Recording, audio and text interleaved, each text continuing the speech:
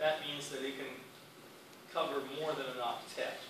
And the expanded shell, by the way, happens to fit into 2, 4, 6, 8, 10. Right? Now, here's the catch.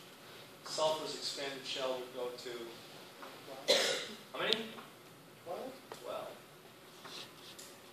Because, you remember sulfuric acid? Way back.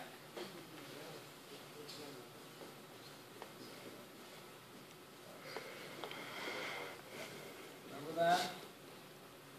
We had 2, 4, 6, 8, 10, 12. And over here we have a -1 over here, right? So over here we have 2, 4, 6, 8, 10, right? Ready? You think there's a resonance form here someplace? Just to push the envelope a bit. Right? So we might have to consider this. And here we have this group here, CH3, CH3, and then over here,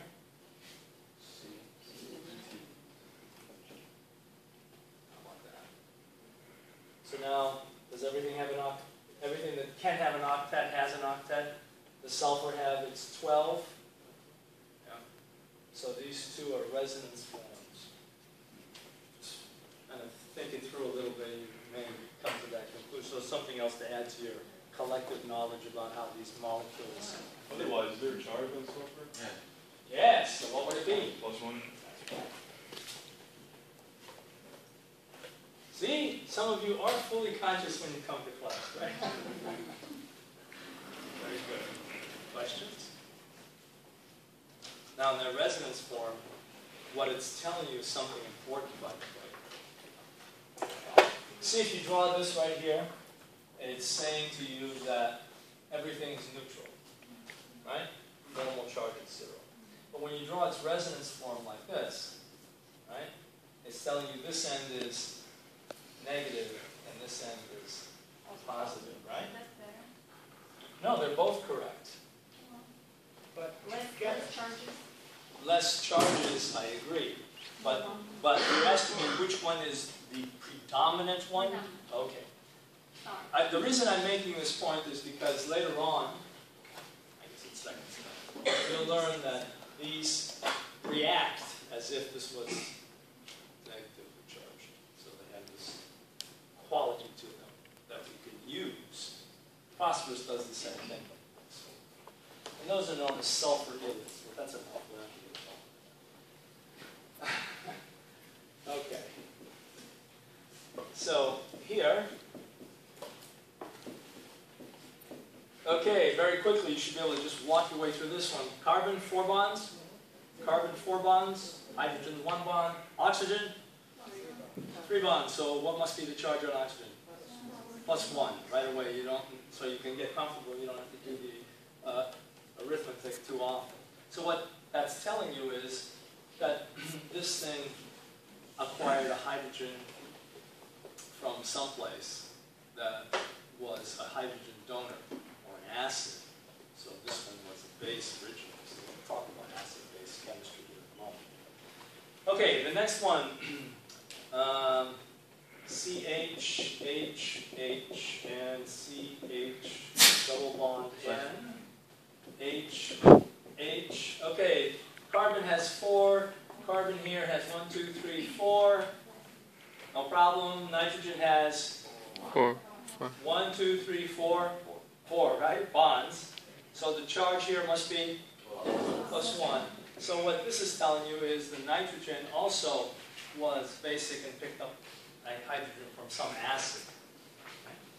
How did that look, by the way, just to make sure you understand that? That would have been a situation like this.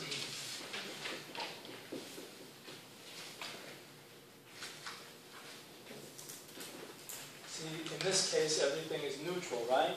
So, for example, if we happen to have HCl over here as a gas, this pair of electrons picks this up, this pair of electrons goes here, and we end up with this thing plus the Cl with a negative charge over here. So we have this charged species as acid-base reaction. Okay?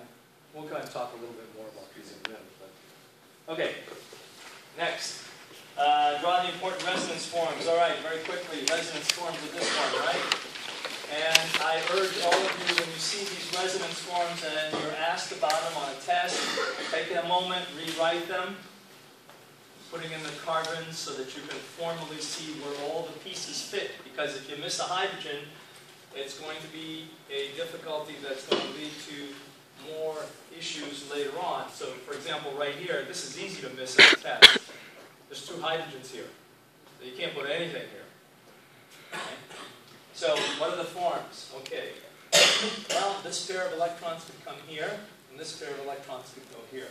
So this is 1, and now we have the second one. And the second one has a negative charge here, goes here, and we have this, right? So that's one resonance form. Can we do it again? Absolutely. This pair of electrons goes here, right? And this pair of electrons goes here. So now we have another form. And that form gives us a pair of electrons here with a negative charge, a double bond here, and a double bond here. How we doing? Everybody okay? Comfortable? Questions?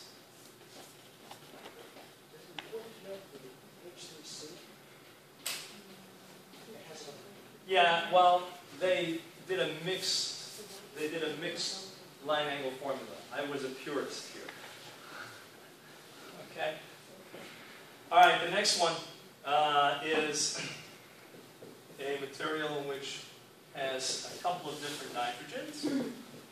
And here we have charged nitrogen and uncharged nitrogen. Okay, so here we're moving electrons, right? So here's one form. If we take this pair of electrons, right, we move it here. We take this pair of electrons and we move it here. So that gives us a structure which is CH3, NH doesn't change. And over here we have now the carbon, nitrogen, hydrogens here, a pair of electrons here, and a double bonded NH here. And this, of course, is now charged, right? What else could we do? Well, let's see. Could we take this pair of electrons, move it here, take this pair of electrons, move it here, and we have another form, so we have CH3, NH, double bond C, NH2 with a pair of electrons, NH2, another pair of electrons, and over here we have a positive charge. Doing okay? Questions?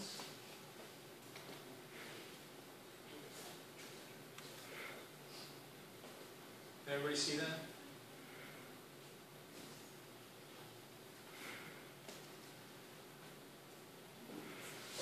So, now,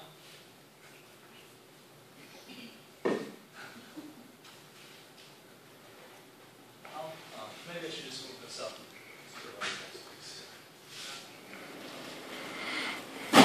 Okay. All right, let's do this nasty one here that has all of these variations. So here is a 6-membered ring with all kinds of double bonds on it. Later on, you'll learn that this is benzene. In fact, very quickly later on, you'll learn that this is benzene. And here's a pair of there's a double bond over here, positive charge here. So that means that this thing right here in the center only has one hydrogen. Okay. So you ready? We're going to do the same thing we did before. Okay? Ready? Let's do it. Pair of electrons, right? We're going to go from here to here. So if we do that, then the positive charge ends up on the end, right? So that gives us another form, which is over here. And I'll rewrite it like this. Yes? Everybody okay? All right, let's do some more manipulation.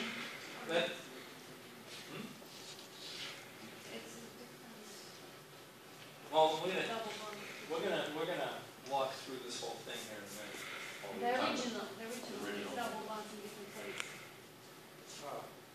Right here. It's in different place, double bonds. And in a ring. Oh, no, we'll take care of that in a minute. All right, I'll rewrite it the way you have it. Okay. You'll find out that it doesn't make.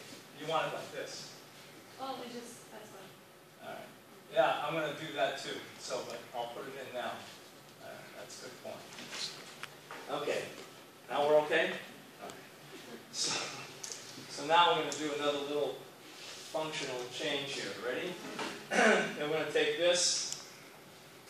We can go from either place, but let's go let's pick it from here. If we go from here, if I take this pair of electrons and I move it back here, and I take this pair of electrons and I move it here, then I have another one that looks like this. The ring is still there. And now this is still there. The double bond is here, the other double bond is here, and now there's a positive charge here, there's a double bond here, and a double bond here. Okay? Now let's repeat this process again. Let's take this pair of electrons and move it here. So that gives us a positive charge here. So if nothing else has changed, and we manipulate this again, and now this double bond is here. The positive charge is here, this double bond is here. Okay. Now, we can do the same thing again. We take this pair of electrons and move it here. That's going to put the charge at the corner. So if we draw the six-membered ring again, that puts the charge here, the double bond here, the double bond here, double bond, single bond, double bond. Yeah? Everybody okay? So far? Okay. So now we can take this and this charged piece here, if we take this and move it down one, then we still have the six-membered ring. And now we're going to have this, this, and we've just moved this down here, so now the positive charge is up.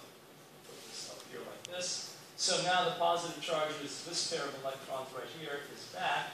So we have the ring again, with the charge over here again, but now the ring resonance has moved over one place, right? So we have a total of 1, 2, 3, 4, 5, 6. Let's see, what else? Anything else? Can we do another one? Can we do one more? So if we take this one, right, and move it here, and then that brings us all the way to the back by saying that this now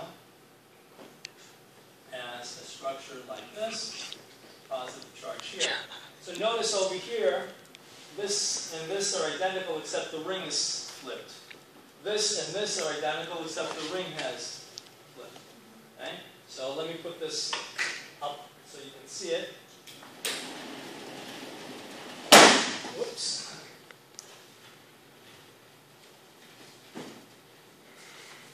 No, can you see that?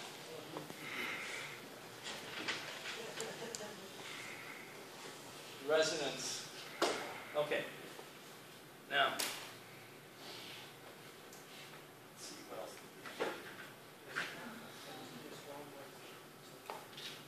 Say again?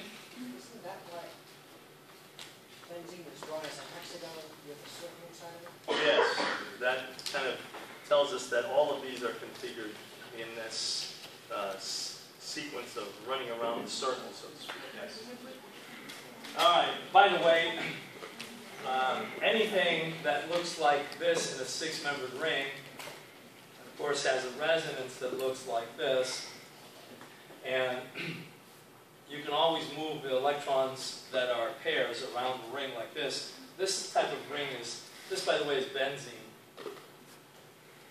It's known as an aromatic, and that doesn't, in the very early days when people were first learning about organic chemistry, aromatic was kind of confined to the context of things that smell to it, but aromatic has a specific meaning here. It has to have quality that where the resonance is available. It has to be in a six-membered, well, it has to be a ring, it has to have alternating single and double bonds or some equivalent thereof. And we'll talk about aromaticity later on in more detail. Okay, we're doing okay so far? Keep going, ready? Okay, provide the line angle formulas. Okay, I'm just going to go through the line angle formulas here and we'll just make sure that you got, so we've got 1, 2, 3, 4, 5, 6, 7 items in a straight chain so far. So if we did this, we go 1, 2, 3, 4, 1, 2, 3, 4, 5, 6, 7. And then on here, we need another methyl group. So if this is pointing up, then we'll point the methyl group up. And then on carbon 1, 2, 3, 1, 2, 3, we have an OH, right? Doing okay? Pretty simple. Okay, the next one, B, has this set of 2 carbons, a methyl and a methylene, and that's known as an ethyl group, but there are 2 of them, so there's a carbon in the center, if you will. And what we have is, let's just draw 1, 2. What's this one? Here's the 1, 2. What's it connected to? A carbon. Right? What's that carbon have on it? Double bond to oxygen. So it goes like this, and then right here we have 1, 2.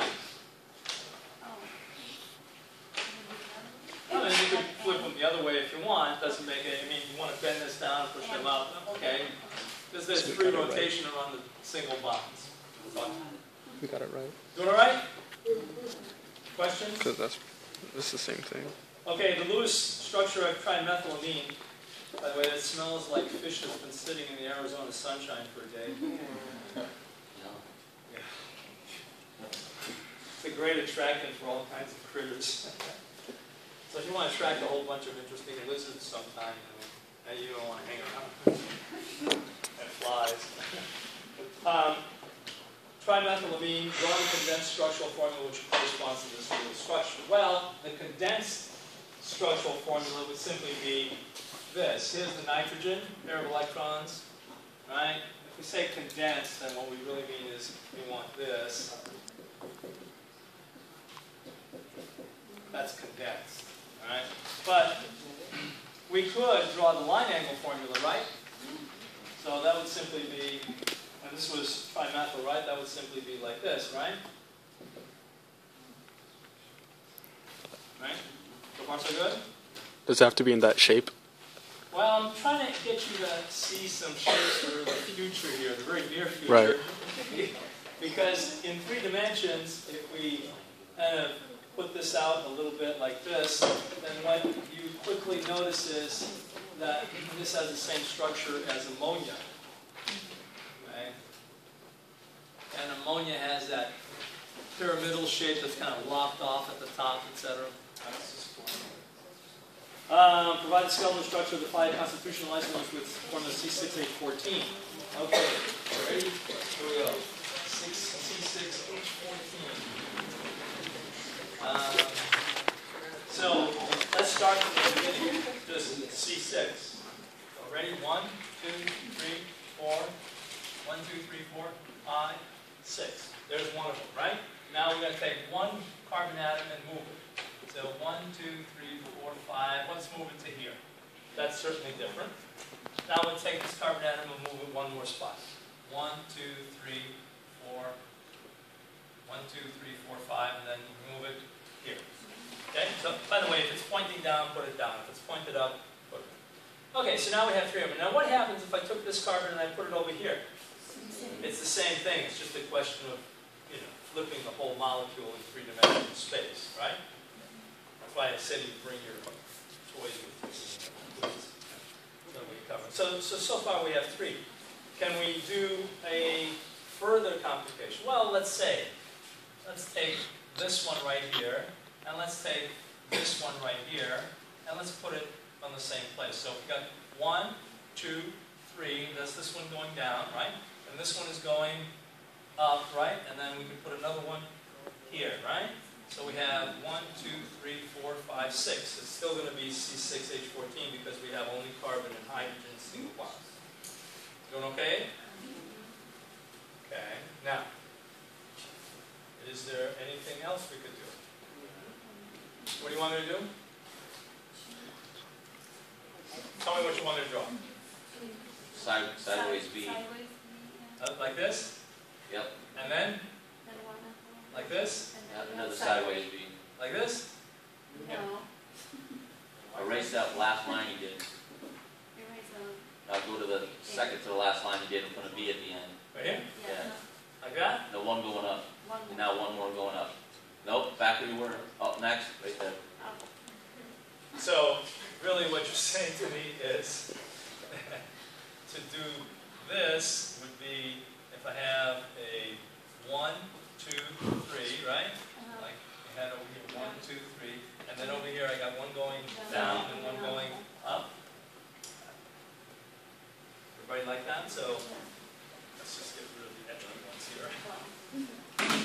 1, 2, 3, 4, 5. Anything else? Only 5 needed. Huh? Yeah. Only 5 needed. Hybridization. Okay, a very quick rule on hybridization. Count the number of items attached to the. Okay, so the carbon on the extreme left of the methyl group has what kind of hybridization? sp3. The carbon containing the carbonyl has sp2, S and 2 P's, which makes 3 connections, right? sp and 3 would make 4 connections, right? This is how a simple way of seeing some of these. And the nitrogen, sp3, it has it's got a lone pair, right? Ah, that lone pair. All right, how about the carbon on the double bond? sp2. That's fine, because all the others are a single bond. Okay. How about the nitrogen on the extreme right-hand side? On C. sp. All the way to the right, right? There's only 2 things connected to it, right? A lone pair and a triple bond. How about the one in the middle? How about the carbon? Let me put it this way. Yeah, Nitrogen is in, right? CH3 and 2, 3 and okay, this one is. This one is. This one is. This one is. Now, what's the charge on this one? On what one? This one right here, what's the charge? -1. +1. What's this one?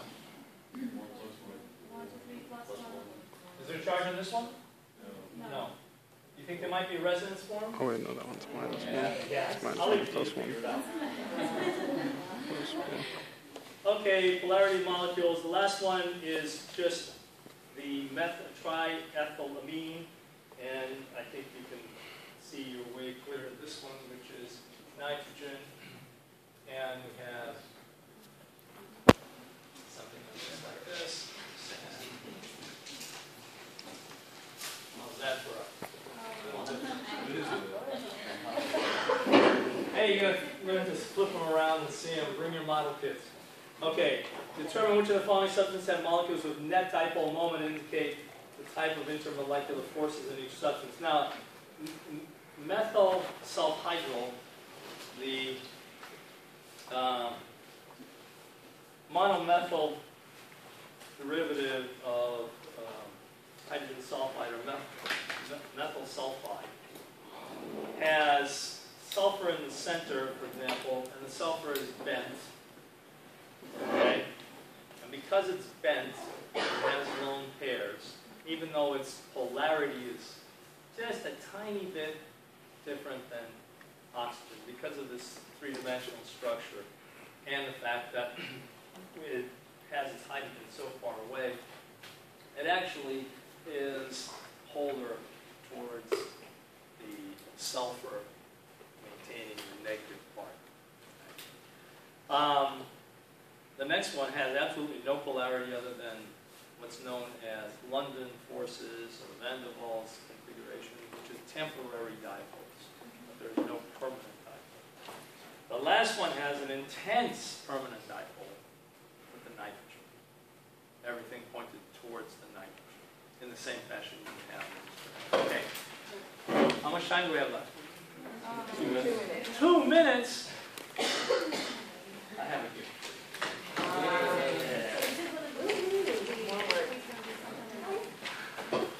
Okay, because I spent so much time covering these answers, I didn't get a chance to jump too much into the next chapter. So, there's some resonance forms on here to try. Okay. This one is for your own edification. There's no... How many points is this worth, Al? None.